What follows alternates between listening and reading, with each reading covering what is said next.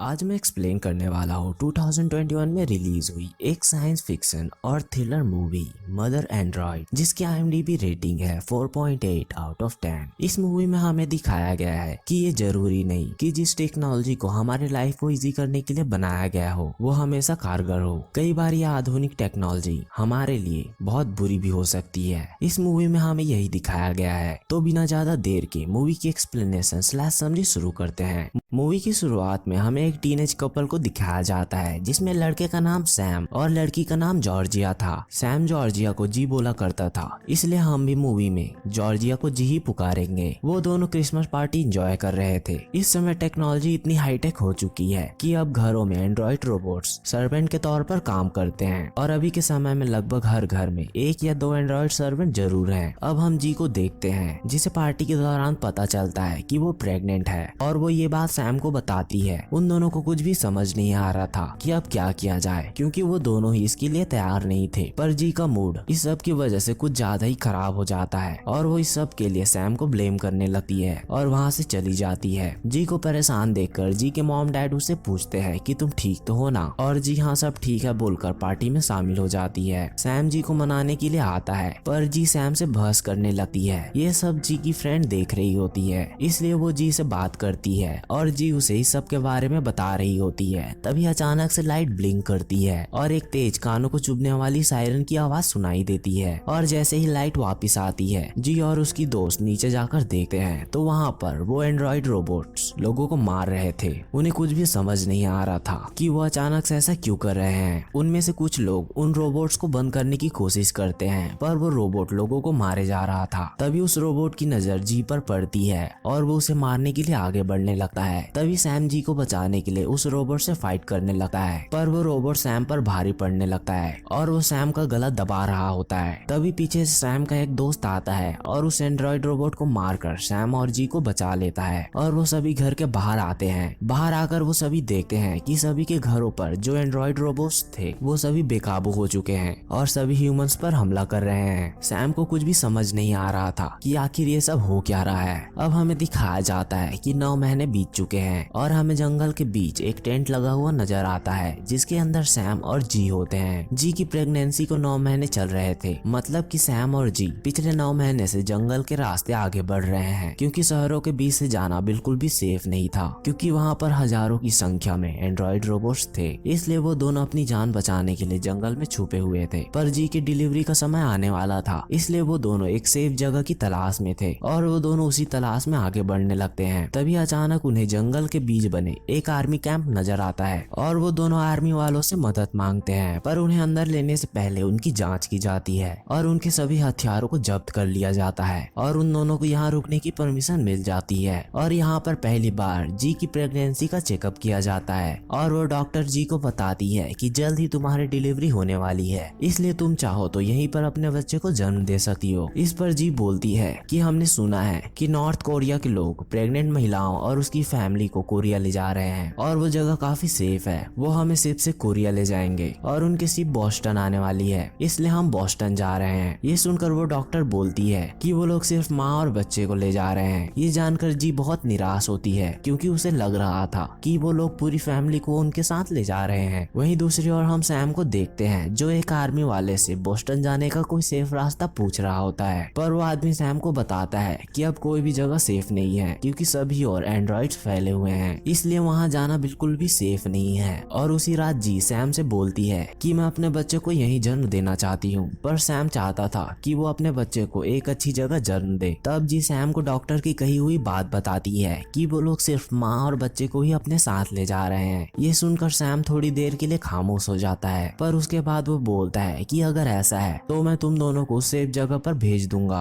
और मैं खुद तुम तक आने का कोई और रास्ता ढूंढ लूंगा। पर ये सुनकर जी को गुस्सा आ जाता है, क्योंकि उसे लगता लगता है कि सैम उससे और उसके बच्चे की जिम्मेदारी से दूर भागना चाहता है। सैम उसे कन्विंस करने की कोशिश करता है कि ऐसा कुछ भी नहीं है, पर जी कुछ सुनने को तैयार ही नहीं होती। इसलिए सैम टेंट से बाहर जाता है और कैंप के बाहर जाने का रास्ता ढूंढने लगता है। तभी उसे कुछ सैनिक मजे करते हुए दिखाई देते हैं, इसलिए सैम उनसे मदद मांगने के लिए वहां जाता है। पर उन सैनिकों में से एक सैनिक सैम को लड़ाई के लिए चुनौती देता है, पर सैम लड़ाई करना नहीं चाहता था, इसलिए वो चुपचाप वहां से जाने लगता है। तभी वो सैनिक फिर से बोलता है कि अगर तुम जीते तो मैं बॉस्टन जाने में तुम्हारी मदद करूंगा, क्योंकि हमारी आर्मी का कंटेनर भी कुछ दिनों बाद उसी ओर निकलेगा। ये सुनकर सैम फाइट के लिए तैयार हो जाता है और वो दोनों आपस में लड़ने लगते हैं। अब हमें अगले सवेरे का सीन दिखाया जा जहाँ पर जी को उठाने के लिए कुछ सोल्जर्स आते हैं और उसे अपने साथ ले जाते हैं और वो जी की मुलाकात सैनिकों के कैप्टन से कराते हैं। और वो कैप्टन बोलता है कि मैं अपने कैंप में ऐसा बर्ताव सहन नहीं करूंगा। तुम्हें पता है तुम्हारा पति कल रात क्या कर रहा था? वो हमारे सैनिकों के साथ लड़ाई कर रहा था, इसलिए अब मैं तुम दोनों को यहाँ रुकने की परमिशन नहीं दे सकता।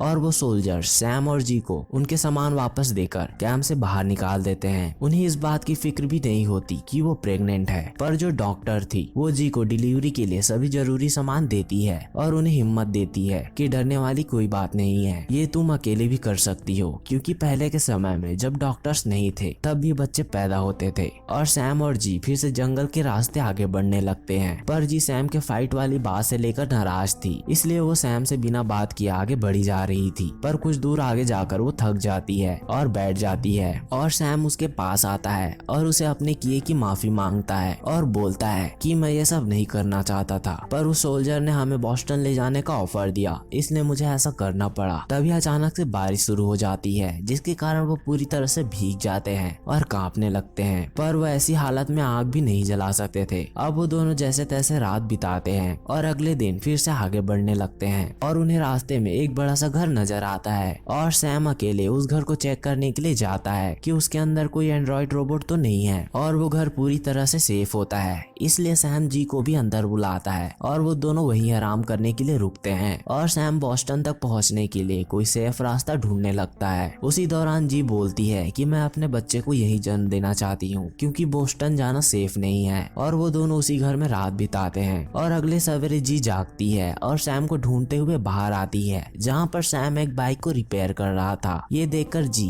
सैम से पूछती है कि तुम इससे क्या करने वाले हो, और सैम बोलता है कि बॉस्टन जाने के दो रास्ते हैं, या तो हम घूमकर बोट के सहारे वहां जा सकते हैं जिसमें कि एक हफ्ते से भी ज्यादा समय लग सकता है, और दूसरा रास्ता है इस बाइक का यूज करके सीधे बॉस्टन की ओर आगे बढ़े। इसमें थोड़ा जोखिम है, पर सिर्फ ऐसा करने से ही हम तुम्हारी डिलीवरी से पहले वहां पहुंच सकते हैं। पर जी बोलती है कि हम बच्चे को यही जन्म क्यों नहीं दे सकते, और सैम बोलता है कि हम कितने दिनों तक ऐसी हालत में रह पाएंगे। इसलिए जी ना चाहते हुए भी वहां जाने के लिए हामी भरती है और वो दोनों बाइक में सवार होते हैं और बॉस्टन की ओर तेजी से आगे बढ़ने लगते हैं। और कुछ देर का सफर तय करने के बाद वो दोनों आराम करने के लिए एक सेफ जगह पर रुकते हैं, पर तभी एक एंड्रॉइड रोबोट उनकी ओर भागते हुए आने लगता है। इसलिए सैम और जी तुरंत बाइक में बैठते हैं और वहां से निकल जाते हैं। पर कुछ दूर आगे जाने के बाद उन्हें बहुत से एंड्रॉइड रोबोट्स नजर आते हैं जो कि उन्हें धीरे धीरे चारों ओर से घेर रहे थे। सैम समझ चुका था कि वो शायद ही बचेंगे, इसलिए सैम जी को बचाने के लिए उसे एक जगह पर उतारता है और बोलता है कि वो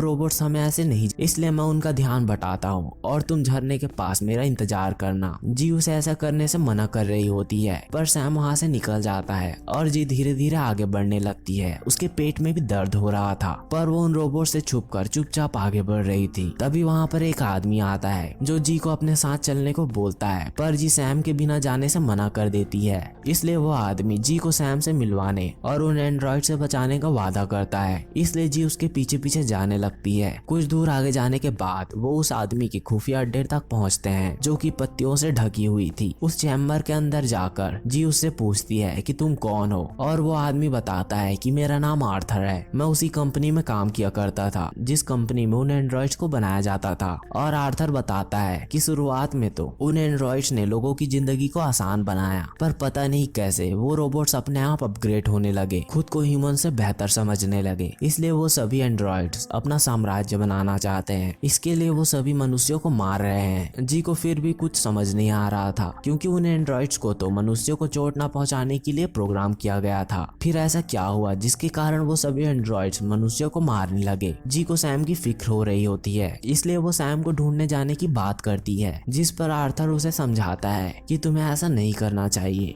वो एंड्रॉइड्स बहुत चालाक हो चुके हैं, वो यही चाहते हैं कि तुम सैम को ढूंढते हुए आओ। वो ह्यूमंस की कमजोरी को जान चुके हैं कि ह्यूमंस इमोशनल और प्यार के लिए कुछ भी कर सकते हैं, और वो रोबोट्स इसी का फायदा उठाकर पूरी मनुष्य जाति का विनाश करने वाले हैं। इसलिए तुम्हें सिर्फ अपने बारे में सोचना चाहिए, तभी तुम और तुम्हारा बच्चा सुरक्षित रहेंगे। जी को समझ नहीं आ रहा था कि आर्थर उसे प्रोटेक्ट करने की इतनी कोशिश क्यों कर रहा है। इस पर आर्थर जी के बेबी की हार्ट बीट सुनने की परमिशन मांगता है, और बेबी की हार्ट बीट सुनते हुए आर्थर रोने लगता है, क्योंकि आर्थर ने अपनी फैमिली और बच्चे को खोया था और वो नहीं चाहता था कि जी भी उसी दर्द से गुजरे। ये सब देखकर जी आर्थर को सांत्वना देती है कि सब कुछ ठीक हो जाएगा। उसके बाद आर्थर बोलता है कि अगर तुम्हें सैम को बचाना ही है तो तुम मेरी जैकेट ले जाओ। उस जैकेट को पहनने से वो एंड्रॉइड्स तुम्हें नहीं देख पाएंगे, पर वो तुम्हें सुन सकते हैं, इसलिए तुम्हें चुपचाप वहाँ जाना होगा। और आर्थर जी को जंगल के बीच बने एक घर के पास ले जाता है और बोलता है कि वो सभी एंड्रॉइड्स ह्यूमन को बंदी बनाकर यहीं लाते हैं। अगर सैम जिंदा होगा तो वो उसे यहीं लाए होंगे। उस घर के अंदर से लोगों की चिल्लाने की आवाजें आ रही होती है। आर्थर के पास सिर्फ 2 जैकेट होती है, इसलिए आर्थर वो दोनों जैकेट जी को देता है ताकि एक जैकेट वो खुद पहनकर अंदर जाए और वो दूसरा जैकेट सैम को पहनाकर बाहर ला सके। आर्थर जी को एक बार और चेतावनी देता है कि ये तुम्हारे लिए सेफ नहीं है, अभी भी मौका है, तुम चाहो तो अपनी जान बचा सकती हो। पर जी सैम के बिना जाने के लिए तैयार नहीं थी, इसलिए जी अंदर जाने का डिसीजन लेती है और चुपके चुपके उस घर के अंदर जाने लगती है। घर के अंदर बहुत से एंड्रॉइड्स होते हैं, पर उस जैकेट की वजह से वो जी को नहीं देख सकते थे, और जी पूरे घर में सैम को ढूंढने लगती है और आखिरकार जी को सैम मिल जाता है। पर उन एंड्रॉइड्स ने सैम के पैर को तोड़ दिया था।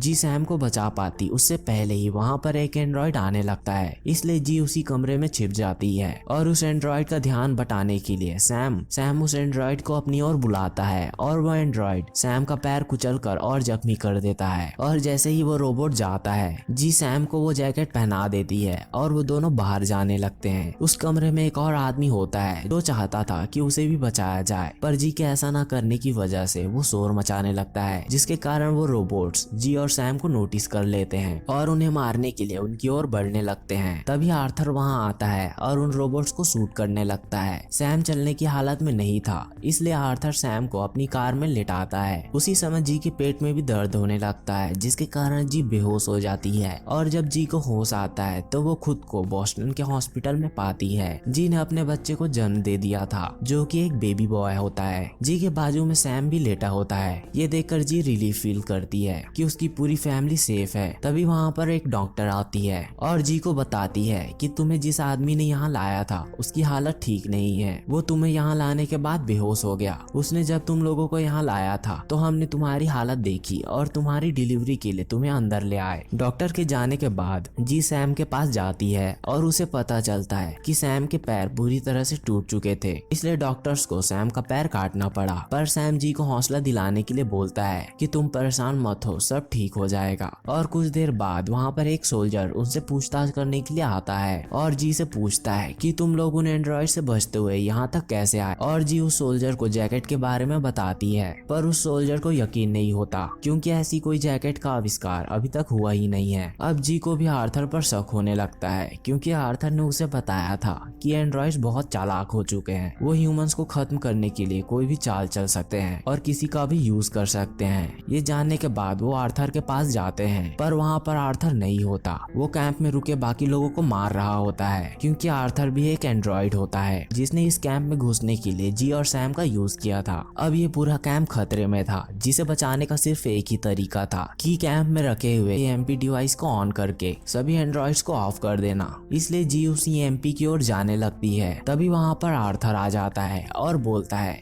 कि हमें इसी तरह से बनाया गया है कि हम ह्यूमंस को कंफर्टेबल फील करा सके, और मैंने ऐसा ही किया। अब हम सभी एंड्रॉइड्स कैंप के अंदर आ चुके हैं। ये सुनकर जी को गुस्सा आता है और जी अपने गन से आर्थर को शूट कर देती है और तुरंत उस एमपी को ऑन करने के लिए आगे बढ़ने लगती है। और बहुत से एंड्रॉइड्स उसे ऐसा करने से रोकने के लिए उसकी ओर बढ़ने लगते हैं, पर जी जैसे तैसे उस एमपी को ऑन करती है, जिसके कारण कैंप के अंदर आए सभी एंड्रॉइड्स ऑफ हो जाते हैं। और ये सब करने के बाद जी भी बेहोश हो जाती है, और जी को जब होश आता है तो वो अपने आप को बेड पे पाती है। उसके साथ उसका बेबी और सैम होते हैं। अब वो सभी कोरिया जाने के लिए कोरिया के शिप के पास पहुंचते हैं। जी ने अपने दिल पर पत्थर रख के ये डिसीजन लिया था कि वो अपने बच्चे को सेफ रखने के लिए सैम को छोड़ने के लिए तैयार है, क्योंकि उसे बताया गया था कि वो लोग सिर्फ माँ और बच्चे को ही अपने साथ ले जा रहे हैं। पर वहाँ जाकर जी को पता चलता है कि वो लोग सिर्फ बच्चे को ही अपने साथ ले जा रहे हैं, क्योंकि भले ही कोरिया में एंड्रॉइड्स का आतंक कम था पर वहाँ की आर्थिक स्थिति अच्छी नहीं थी, इसलिए वहाँ की गवर्नमेंट ज्यादा लोगों की देखभाल नहीं कर सकती थी, इसलिए वो सिर्फ बच्चे को ही अपने साथ ले जाने की बात करते हैं। ये जानकर जी चौंक जाती है, पर उसके पास कोई और चारा नहीं था, इसलिए जी और सैम अपने बच्चे को सेफ रखने के लिए उसे कोरिया भेजने के लिए तैयार हो जाते हैं। ये काफी इमोशनल सीन है, क्योंकि एक माँ जिसने अपने बच्चे को इतनी मुश्किलों में जन्म दिया है अब वो उसे बड़े होते हुए नहीं देख पाएगी, पर वो दोनों अपने दिल पर पत्थर रखकर अपने बच्चे को उनके साथ भेज देते हैं। अब हमें 1 महीने बाद का सीन दिखाया जाता है, जहाँ पर हमें पता चलता है कि सैम की हालत और खराब हो चुकी थी, जिसकी वजह से उसकी मौत हो गई। अब जी अकेली है। जी कुछ सोल्जर के साथ आगे के सफर के लिए निकल जाती है, जहाँ पर वो अपनी लाइफ की नई शुरुआत कर सके, और इसी सैड एंडिंग के साथ मूवी खत्म होती है। अगर आपको ये मूवी की एक्सप्लेनेशन / समरी अच्छी लगी हो तो प्लीज वीडियो को लाइक और कमेंट जरूर करें और हमारे चैनल को सब्सक्राइब करें। Thanks for the watching.